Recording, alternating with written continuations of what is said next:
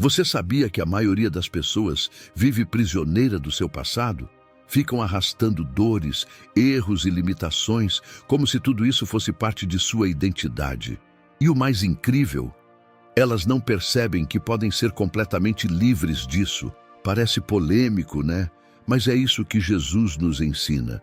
A jornada de transformação não é uma questão de simplesmente mudar de comportamento. Jesus quer mudar sua maneira de pensar, de enxergar a vida, e isso começa quando você decide deixar para trás tudo o que já não serve mais. O que você tem feito para renovar sua mente? Se você está cansado de ficar preso às suas lembranças, medos e hábitos antigos, então está na hora de entender que a verdadeira transformação está disponível para você agora. Está pronto para descobrir como? Vamos lá. Nicodemos era um homem respeitado, um mestre da lei, alguém que conhecia as Escrituras como poucos. Mas quando ouviu Jesus falar sobre o reino de Deus, algo dentro dele se inquietou. Ele sabia que havia algo mais, algo que sua religiosidade ainda não tinha lhe revelado. Então, numa noite silenciosa, decidiu procurar Jesus. E ali, diante do mestre, ouviu uma frase que o desconcertou. Se alguém não nascer de novo, não pode ver o reino de Deus. João 3:3. Como assim nascer de novo? Como um homem velho poderia voltar ao ventre de sua mãe? Nicodemos estava diante do maior ensinamento de sua vida, mas sua mente ainda estava presa à lógica humana. Jesus não estava falando de um nascimento físico, mas de uma transformação espiritual.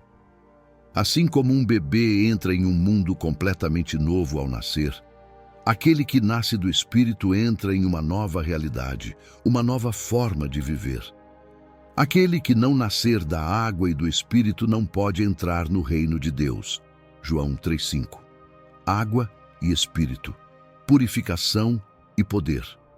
Não se tratava apenas de mudar hábitos, frequentar uma religião ou tentar ser uma pessoa melhor. O novo nascimento era uma revolução interna, uma reconstrução completa da identidade. Essa ideia não era apenas difícil para Nicodemos, mas também é para muitos hoje. Há quem tente consertar a vida aos poucos, como se estivesse reformando um prédio antigo. Mas Jesus não está interessado em reformas superficiais. Ele não coloca remendos em algo que precisa ser reconstruído do zero. O novo nascimento não é um aperfeiçoamento da velha vida, mas o início de uma vida totalmente nova. É por isso que muitos lutam contra essa transformação, porque ela exige uma entrega total, um abandono do controle. Se olharmos para o Gênesis, veremos um paralelo impressionante. Quando Deus formou Adão do pó da terra, ele ainda não era um ser vivo. Foi somente quando Deus soprou em suas narinas o fôlego da vida que ele passou a existir. Gênesis 2:7. Da mesma forma, quando o Espírito de Deus sopra em nós, um novo ser nasce. O passado perde sua autoridade e uma nova identidade é concedida. Mas esse processo não acontece automaticamente. É preciso desejar esse sopro, abrir o coração para que Deus faça algo novo. Muitas pessoas carregam a bagagem do passado e tentam encaixar a fé dentro dela. Mas Jesus veio para libertar, não para carregar pesos antigos. O convite de Jesus para Nicodemos é o mesmo para nós hoje. Deixe o que você era para trás e torne-se uma nova criatura. E isso é assustador para muitos, porque significa abrir mão do controle, abandonar a segurança do conhecido. Mas é exatamente nessa entrega que a verdadeira liberdade acontece. Não há mais medo, culpa ou condenação. Há apenas a certeza de que Deus está nos fazendo novos, nos moldando conforme sua vontade. Talvez Nicodemos tenha saído daquela conversa ainda com dúvidas, ainda refletindo sobre o que tinha acabado de ouvir, mas algo ficou plantado nele, e essa semente cresceu. Mais tarde, vemos Nicodemos defendendo Jesus diante dos fariseus. João 7:40 e 50 a 51. e depois ajudando a preparar o corpo de Cristo para o sepultamento. João 19:39.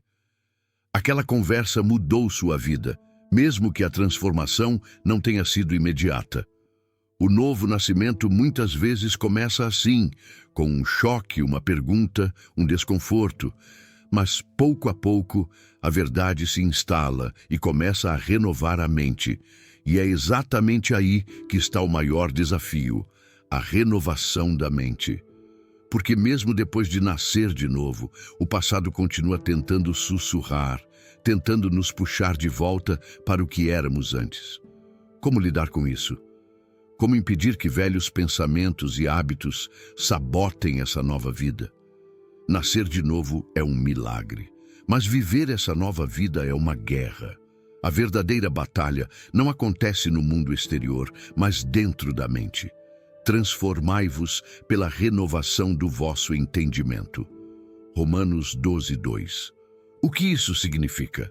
Significa que mesmo depois de nascer de novo, a mente continua carregando padrões antigos, lembranças do passado, crenças limitantes.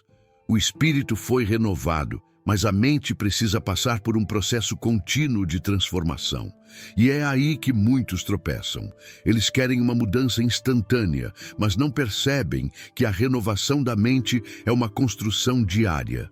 O maior inimigo da transformação não são as circunstâncias externas, mas os pensamentos internos. Imagine alguém que passou anos acreditando que não é bom o suficiente, que sempre falhará, que nunca será amado. A conversão traz uma nova identidade, mas, se a mente não for renovada, essas mentiras continuarão ditando as emoções e as atitudes. É por isso que tantas pessoas aceitam a Cristo, mas ainda vivem aprisionadas pelo medo, pela culpa e pela dúvida. O Espírito Santo quer reformar a mente, mas essa transformação exige uma decisão diária, escolher a verdade de Deus em vez das velhas mentiras. A história de Paulo é um exemplo vivo dessa transformação. Antes de encontrar Jesus, ele era Saulo, perseguidor dos cristãos. Sua mente estava programada para odiar aqueles que seguiam a Cristo. Mas, no caminho de Damasco, tudo mudou. Atos 9, 1-22. Ele nasceu de novo, sim, mas isso não apagou automaticamente tudo o que ele aprendeu e acreditava antes. Foi um processo. Ele precisou renovar sua mente, reaprender quem era, reconstruir sua visão de Deus e de si mesmo. E essa mudança não aconteceu em um instante, mas ao longo de anos de intimidade com Cristo. A renovação da mente exige novas referências. Quem deseja viver a transformação precisa alimentar a mente com verdades que sustentem essa nova vida. Isso significa mudar o que se consome, a maneira como se alimenta espiritualmente, os conteúdos que assiste, as conversas que mantém. Não se pode renovar a mente enquanto se continua absorvendo as mesmas influências que moldaram o velho padrão. Quer fortalecer a fé? Leia as Escrituras diariamente. Quer vencer a ansiedade? Memorize e declare versículos que tragam paz. Quer mudar sua mentalidade? Busque aprender com pessoas que já foram transformadas por Deus. Muitos ainda se agarram ao passado porque o enxergam como sua identidade. Mas Deus não chama ninguém pelo que foi, e sim pelo que Ele pode fazer na vida dessa pessoa. Gideão se via como o menor da sua casa, mas Deus o chamou de varão valente. Juízes 6:12. Pedro era impulsivo e instável, mas Jesus o chamou de pedra firme. Mateus 16:18. A renovação da mente começa quando alguém passa a enxergar a si mesmo como Deus o vê. Isso muda tudo: as decisões, os relacionamentos, os sonhos. E a grande verdade é que essa batalha nunca termina. Sempre haverá desafios que tentarão resgatar velhos padrões. Mas, a cada dia, a mente pode ser treinada para responder de uma nova maneira. Quando o medo surgir, em vez de se desesperar, declarar a verdade. O Senhor é a minha luz e a minha salvação. De quem terei medo? Salmos 27:1. Quando a culpa tentar aprisionar, lembrar-se da promessa: nenhuma condenação há para os que estão em Cristo Jesus. Romanos 8:1. É uma escolha diária. E quanto mais essa renovação acontece, mais a transformação se torna visível. Mas há um perigo real nessa jornada: o de tentar misturar a nova vida com a velha mentalidade. Muitos querem viver o Evangelho sem abrir mão dos velhos padrões, mas Jesus já nos alertou sobre isso. Jesus foi claro: não se põe vinho novo em odres velhos. Mateus 9:17. Mas ainda assim, muitos tentam encaixar a nova vida em Cristo dentro dos mesmos moldes do passado. O problema: o novo sempre rompe o velho. O Evangelho não é uma pequena mudança, é uma transformação total. Não há como viver a novidade de Deus enquanto se insiste em carregar velhas mentalidades, hábitos e crenças. Essa tentativa de misturar o que foi com o que Deus quer fazer apenas atrasa o processo de transformação e muitas vezes leva à frustração espiritual, porque a pessoa sente que algo está errado, mas não entende o motivo. Um exemplo clássico disso é o jovem rico, Marcos 10:17-22. Ele queria seguir Jesus, mas sem abrir mão do que já tinha. Queria o reino de Deus, mas sem perder suas posses e status. No final, saiu triste porque percebeu que não dava para ter os dois. Essa é a realidade de muitos. Querem crescer espiritualmente, mas não querem abandonar vícios, relacionamentos destrutivos ou padrões egoístas.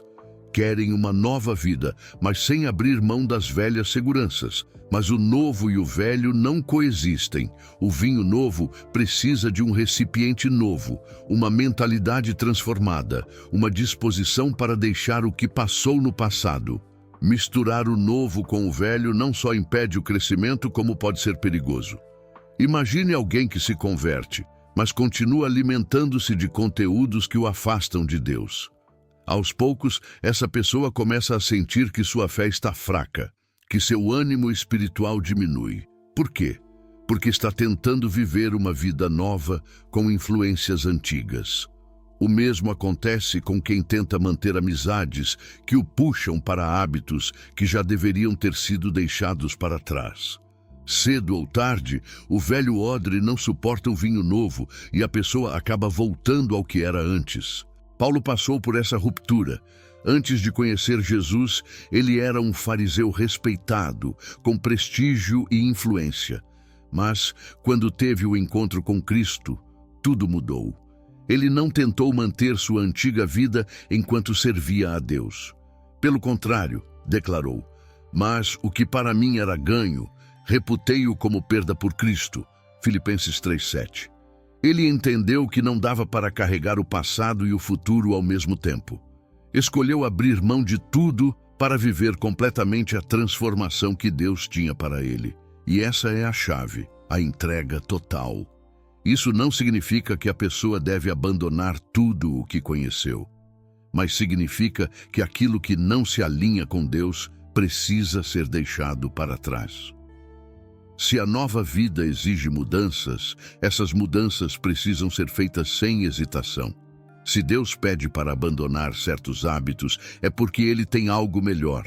Se Ele conduz a novos caminhos, é porque os antigos já não servem mais. A resistência a essa transformação apenas prolonga um processo que poderia ser mais leve se houvesse rendição. E um dos maiores desafios desse rompimento é o medo do que vem depois. O jovem rico não conseguiu abrir mão de suas riquezas porque não sabia o que viria no lugar. Mas Jesus sempre substitui o que pede. Ele nunca tira algo sem oferecer algo infinitamente maior. Pedro, Tiago e João deixaram suas redes para seguir a Cristo e se tornaram pilares da igreja. Deus nunca pede para deixar algo sem propósito. Ele remove o velho para fazer algo novo, para levar a pessoa a um nível mais alto. Mas, para isso, é necessário confiar. Mas há um detalhe: mesmo depois de abandonar o passado, ele pode tentar voltar. O diabo sempre tentará usar memórias, culpa e insegurança para prender alguém ao que já passou. O que fazer quando o passado insiste em querer definir o futuro? O passado tem uma força sutil, mas poderosa. Ele tenta sussurrar que os erros cometidos são imperdoáveis, que as marcas deixadas são definitivas e que não há como escapar da sombra do que já foi. Mas a verdade de Deus é diferente. Se alguém está em Cristo, é nova criatura. As coisas velhas já passaram, eis que tudo se fez novo. 2 Coríntios 5,17. O problema é que muitos aceitam essa promessa com os lábios, mas no fundo do coração ainda se sentem reféns do que viveram. A culpa, a vergonha e as lembranças do passado se tornam correntes invisíveis, impedindo a pessoa de abraçar completamente a nova vida que Deus preparou. A mulher adúltera, levada até Jesus para ser apedrejada, João 8, 1-11, é um exemplo perfeito. A lei a condenava. O povo queria destruí-la. Tudo indicava que seu destino já estava selado pelo erro que cometeu. Mas, diante de Cristo, a sentença foi diferente. Nem eu te condeno. Vai e não peques mais. Jesus não negou o que ela fez, mas também não permitiu que aquilo definisse seu futuro. Deus não ignora o passado, mas Ele o redime. Ele transforma cicatrizes em testemunhos, quedas em crescimento e erros em propósitos. No entanto, o diabo é um acusador incansável.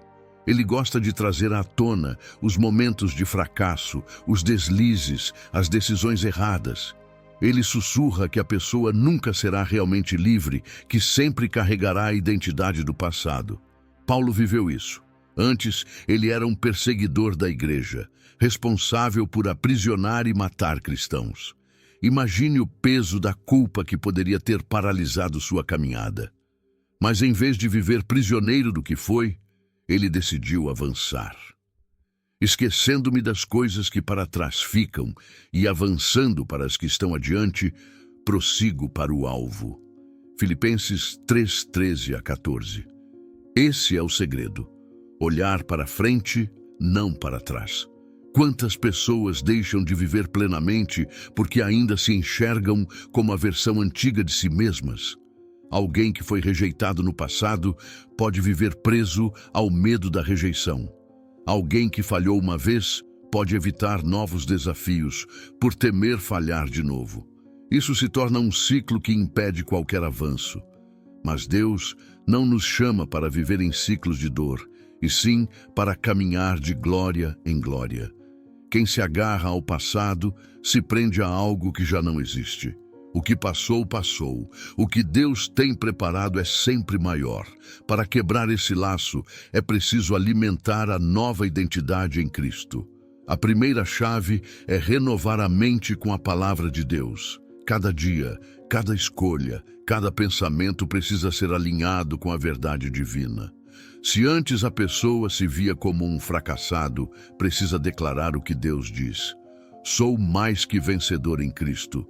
Romanos 8:37. Se antes se sentia rejeitada, precisa lembrar. Em amor nos predestinou para sermos adotados como filhos.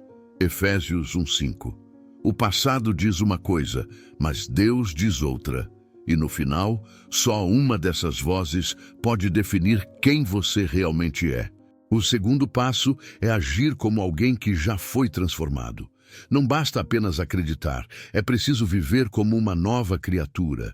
Isso significa tomar decisões diferentes, caminhar por novos caminhos, cortar laços com tudo o que mantém a pessoa presa ao que já foi.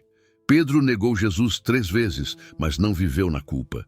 Ele seguiu em frente e se tornou um dos maiores líderes da igreja. O erro não foi sua identidade, foi apenas um capítulo da história. Mas mesmo após essa renovação, a caminhada continua. A transformação é um processo diário e cada passo em direção a Cristo fortalece a nova identidade. Como manter essa caminhada firme sem retroceder?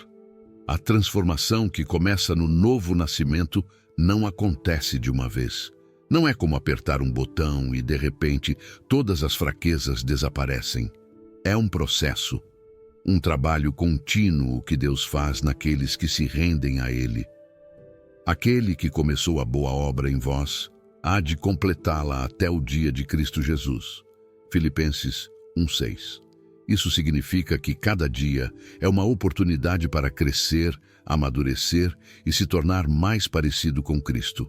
Mas esse processo exige entrega, paciência e constância. Não adianta querer resultados imediatos e desistir quando os desafios surgem. Pedro é um grande exemplo dessa jornada. No início era impulsivo, falava sem pensar e chegou até a negar Jesus. No entanto, com o tempo, foi moldado, refinado e transformado até se tornar um dos pilares da igreja primitiva.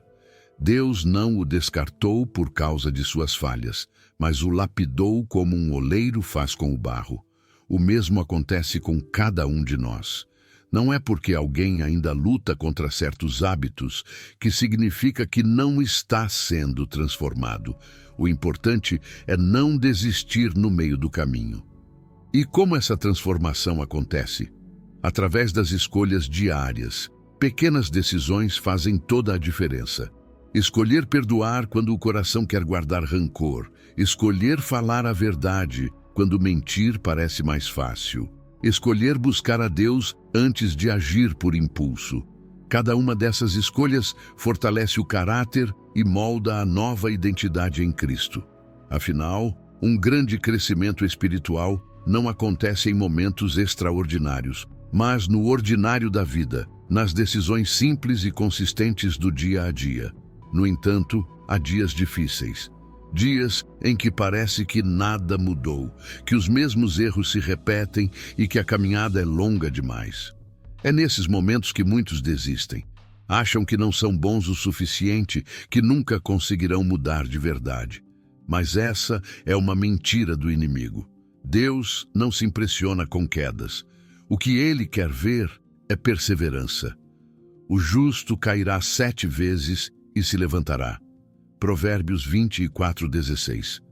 O que define uma pessoa não é o número de vezes que caiu, mas sua disposição de se levantar e continuar caminhando. Outro ponto importante é o ambiente. Ninguém cresce espiritualmente isolado. Assim como um carvão se apaga quando separado do fogo, uma pessoa perde o fervor quando se afasta de quem também busca a Deus. Estar cercado por irmãos na fé, ter mentores espirituais e se envolver em uma comunidade cristã faz toda a diferença. A transformação não acontece apenas dentro de 4 paredes, mas na troca, no discipulado, no compartilhar da jornada com outros que também estão sendo moldados. E, acima de tudo, a transformação só é verdadeira quando vem de dentro para fora. Não basta mudar comportamentos externos sem uma renovação interna. Muitas pessoas tentam se parecer cristãs, falam como cristãs, mas ainda não permitiram que Deus toque nas áreas mais profundas do coração. O Senhor não quer apenas que alguém pareça transformado. Ele quer uma mudança real, que começa no coração e reflete nas atitudes. Essa jornada exige paciência, mas cada passo vale a pena. Afinal, o que está em jogo não é apenas uma mudança de comportamento, mas um novo estilo de vida, uma nova identidade.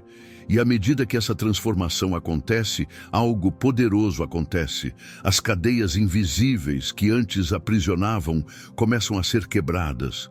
Muitas prisões não são feitas de ferro e correntes.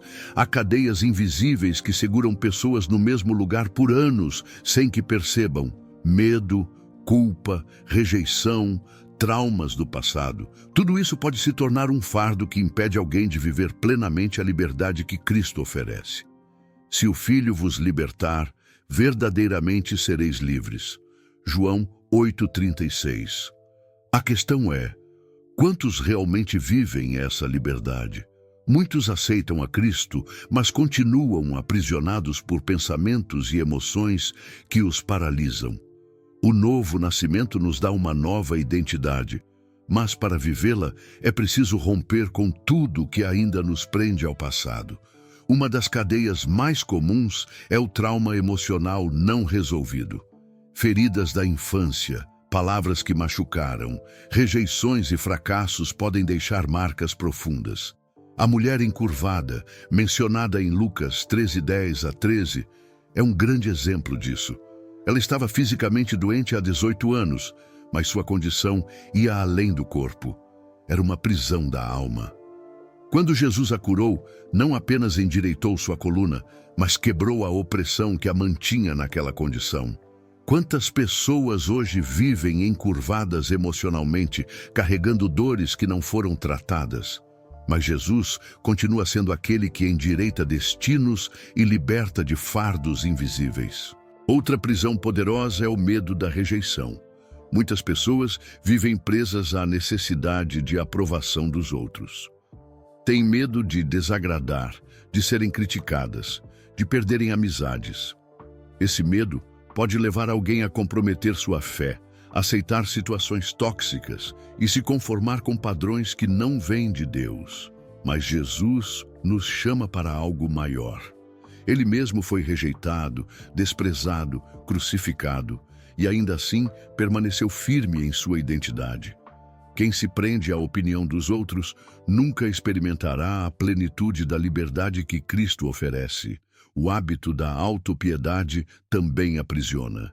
Quando alguém se vê como vítima de tudo, acaba justificando a inércia e a falta de mudança. Há pessoas que preferem carregar o rótulo de feridas do que lutar pela cura. Claro, algumas dores são legítimas e é necessário tempo para sarar, mas em algum momento é preciso decidir avançar. José, vendido pelos próprios irmãos e injustamente preso, poderia ter se afundado na autopiedade. Mas ele escolheu confiar em Deus e se tornou governador do Egito.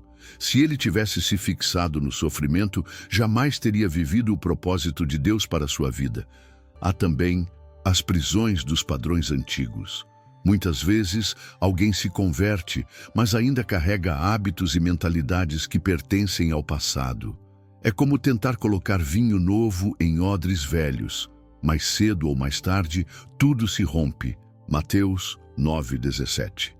A libertação verdadeira envolve um recomeço, uma renovação da mente, uma decisão diária de viver de acordo com a nova identidade em Cristo.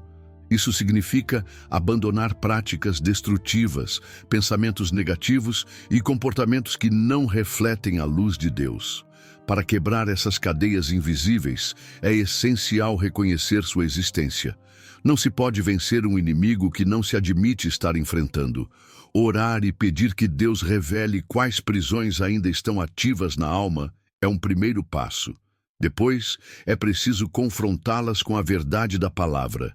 Conhecereis a verdade, e a verdade vos libertará. João 8:32. Verdades como Deus me ama, meu passado não define meu futuro e fui chamado para algo maior, precisam ser internalizadas até que as mentiras sejam arrancadas da mente e do coração. E quando essas cadeias são quebradas, a transformação é visível. A pessoa começa a andar com mais confiança, a falar com mais ousadia, a viver sem medo do amanhã. A liberdade em Cristo não é teórica. Ela se manifesta no dia a dia, nas escolhas, nas reações e nas atitudes. E quanto mais livre alguém se torna, mais percebe que nem todos ao seu redor entenderão essa nova fase. Toda grande transformação gera impacto. E quando alguém nasce de novo em Cristo, isso se torna evidente. De repente, valores mudam, prioridades se ajustam, desejos se renovam. Mas há algo que nem sempre muda na mesma velocidade: as pessoas ao redor. Velhos amigos, conhecidos, colegas de trabalho, muitos não entenderão essa nova fase.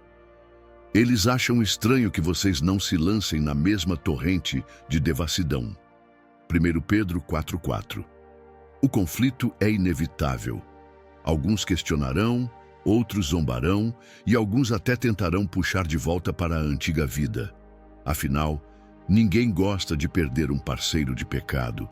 Paulo viveu isso na pele.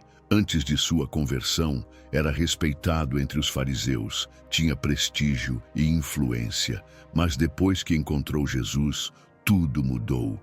Seus antigos companheiros passaram a vê-lo como traidor e muitos tentaram até matá-lo. Atos 9, 26 a 28. É um choque quando aqueles que antes estavam próximos começam a se afastar. Alguns farão isso por não compreenderem essa nova caminhada, outros por se sentirem incomodados com a mudança. Mas essa ruptura, por mais dolorosa que seja, faz parte do processo. Nem todos podem seguir na jornada rumo ao propósito que Deus preparou. Isso não significa que um cristão deve abandonar ou desprezar seus antigos amigos. Pelo contrário, ele é chamado para ser luz no meio deles. Mas há uma diferença entre influenciar e ser influenciado. Muitos, ao tentarem manter amizades do passado sem estabelecer limites, acabam se enfraquecendo espiritualmente. Se uma roda de amigos incentiva hábitos contrários à nova vida, manter-se nela pode ser um risco. Assim como um carvão apagado esfria quando afastado do fogo, um cristão pode perder sua paixão por Deus se estiver constantemente cercado por influências negativas. Por outro lado, há aqueles que enfrentam um dilema interno, sentem-se solitários após a conversão. O afastamento de velhos amigos pode trazer um vazio, uma sensação de isolamento, mas Deus nunca tira algo sem oferecer algo melhor. Novos relacionamentos surgirão, pessoas que compartilham da mesma fé, que edificam, que fortalecem. A igreja primitiva era um exemplo disso. Após suas conversões, os cristãos se reuniam, fortaleciam uns aos outros, tinham tudo em comum. Atos 2, 42 a 47. Deus sempre providencia novas conexões para aqueles que decidem andar com Ele. Definir limites é essencial. Não se trata de arrogância ou superioridade, mas de proteção. Se um ambiente constantemente enfraquece a fé, é necessário repensar a permanência nele. Isso pode significar recusar certos convites, mudar de círculo social e até perder algumas amizades. E está tudo bem.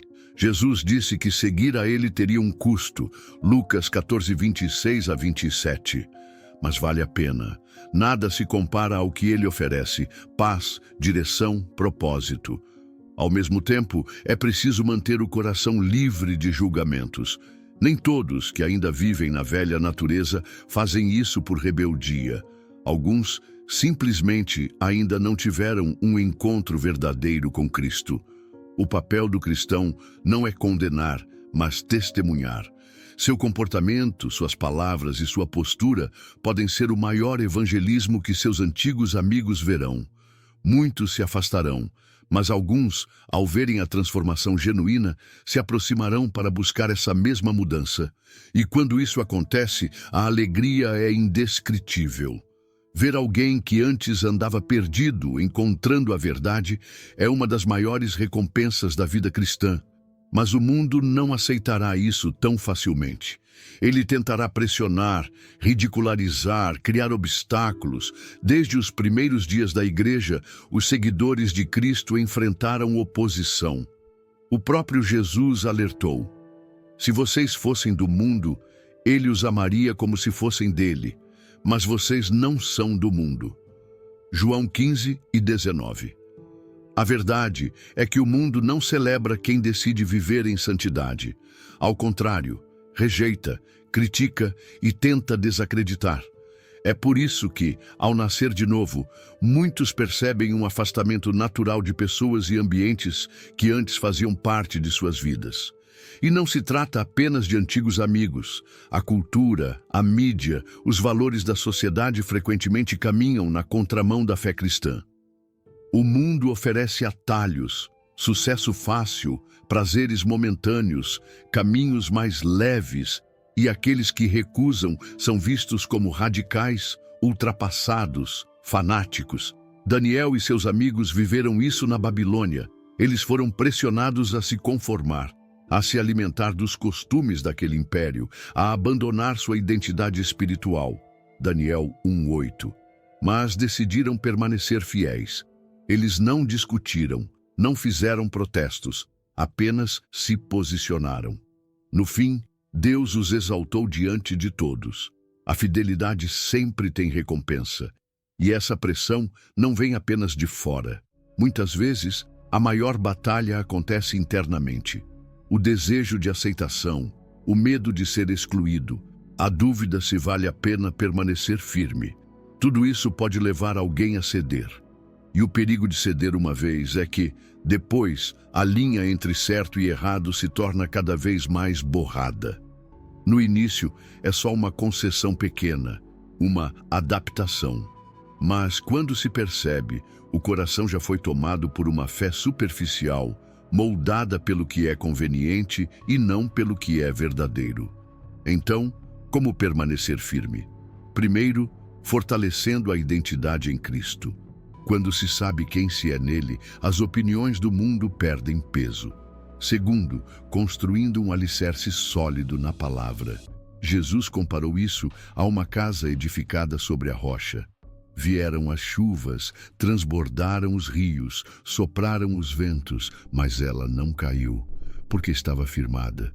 Mateus 7:24-25. Um cristão sem raízes profundas se torna frágil diante das tempestades da vida. Outro ponto essencial é buscar relacionamentos que fortaleçam a fé. O ferro afia o ferro, e a fé se fortalece no convívio com pessoas que compartilham os mesmos valores. Provérbios 27:17. Participar de uma comunidade cristã, ter mentores espirituais, estar cercado de irmãos na fé faz toda a diferença. Na jornada cristã, ninguém foi chamado para caminhar sozinho. E por fim, é preciso lembrar que a aprovação do mundo não é o que define o valor de alguém. O próprio Jesus foi rejeitado, desprezado, crucificado. Mas ele venceu, e essa vitória já foi compartilhada com aqueles que o seguem. O mundo tentará desanimar, fazer duvidar, oferecer alternativas, mas aqueles que permanecem firmes encontram algo que dinheiro nenhum pode comprar: paz, propósito e uma eternidade com Deus. No fim, tudo se resume a uma escolha: viver para agradar ao mundo ou viver para agradar a Deus. E essa escolha determina não apenas o presente, mas a missão que cada um terá daqui para frente. O novo nascimento não é apenas um recomeço pessoal, é um chamado para algo maior. Jesus não apenas nos resgata do pecado, mas nos confia uma missão. Ele disse: "Ide e fazei discípulos de todas as nações." Mateus 28:19. Isso significa que a transformação que acontece dentro de nós precisa se expandir para o mundo ao nosso redor. Não fomos apenas salvos para esperar o céu, mas para impactar vidas aqui e agora. E essa missão não é exclusiva de pastores ou líderes religiosos, é para todos que nasceram de novo. Muitos se perguntam: mas como posso cumprir essa missão? A resposta está nos exemplos que Jesus nos deu. Ele não ficava apenas nos templos ou sinagogas, mas ia até as pessoas. Ele conversava, ouvia, ensinava, curava. A missão começa no dia a dia, no trabalho, em casa, na escola, nas redes sociais. Pequenas ações como compartilhar uma palavra de esperança, ajudar alguém que precisa, demonstrar amor genuíno, tudo isso faz parte do propósito. Nem sempre é sobre pregar, mas sobre viver de uma forma que reflita Cristo. Os discípulos são um grande exemplo de como Deus usa pessoas comuns para cumprir seu plano. Pedro era pescador, Mateus era cobrador de impostos. Nenhum deles era um teólogo ou alguém importante aos olhos do mundo.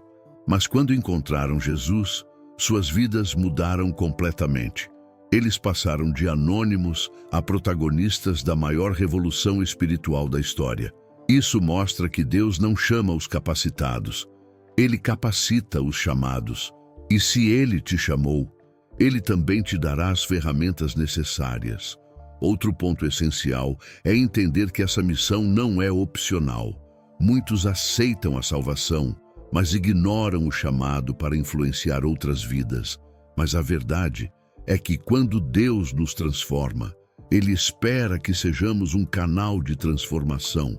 A luz não foi feita para ser escondida, mas para iluminar. Mateus 5:14-16. Se Cristo te libertou, por que não compartilhar essa libertação com outros? Muitas vezes, pensamos que para cumprir essa missão, é preciso estar em um púlpito ou viajar para outros países. Mas, na maioria das vezes, Deus quer que comecemos dentro da nossa própria casa.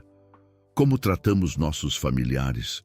Como reagimos no trânsito? Como lidamos com desafios no trabalho? A missão começa com testemunho.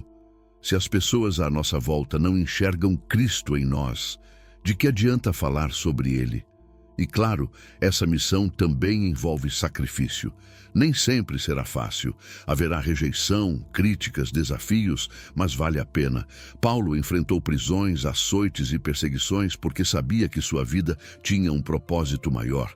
Ele declarou: "Para mim, o viver é Cristo e o morrer é lucro." Filipenses 1:21. Quando compreendemos que nossa vida pertence a Deus, o medo do que os outros pensam perde força. Agora, a grande pergunta é: o que você fará com essa nova identidade em Cristo? Manterá essa transformação apenas para si ou permitirá que Deus use sua vida para alcançar outras pessoas? Esse é o verdadeiro propósito do novo nascimento. Não apenas mudar sua história, mas ser um instrumento para mudar a história de muitos. Se você chegou até aqui, precisa se perguntar: o que vou fazer com tudo isso? O novo nascimento não é apenas uma teoria bonita, é uma revolução na sua vida. Mas para essa transformação ser real, você precisa agir. Você está disposto a renovar sua mente, a deixar para trás o que te prende, a viver essa nova identidade sem medo? Porque a verdade é que a decisão está em suas mãos. Deus já te deu tudo o que você precisa, mas Ele não pode escolher por você. Quantas vezes você já se pegou preso ao passado, revivendo dores, culpas e medos que Jesus já te libertou? Quantas vezes você já tentou misturar o novo com o velho, mantendo hábitos e pensamentos que não combinam mais com quem você se tornou? Hoje é o dia de romper com isso. Porque se você continuar segurando o que Deus já pediu para você soltar, como poderá avançar? O mundo não vai entender sua transformação. Algumas pessoas vão te criticar, outras vão te abandonar. Mas lembra do que Jesus disse: "Se o mundo vos odeia, sabei que primeiro do que a vós odiou a mim." João 15:18. Se até ele enfrentou rejeição, por que seria diferente com você? O que importa não é o que os outros dizem, mas o que Deus já declarou sobre sua vida. E Ele disse que você é nova criatura. Agora eu te pergunto: você está pronto para viver essa transformação até o fim? Para não apenas ouvir, mas colocar em prática, para deixar de lado tudo que te atrasa e viver o propósito que Deus tem para você? Então comece hoje. Escolha renovar sua mente diariamente. Escolha ser luz no meio das trevas. Escolha confiar em Deus, mesmo quando tudo parecer difícil, porque a vida com Ele é uma jornada, e a cada passo Ele estará com você. E se essa mensagem falou ao seu coração, eu te convido a se inscrever no canal e ativar as notificações. Aqui, nós aprendemos juntos, crescemos juntos e nos fortalecemos na fé. Não fique de fora. Compartilhe essa palavra com alguém que precisa ouvir isso hoje. Deus tem muito mais para a sua vida. E essa é apenas a primeira página de uma grande história.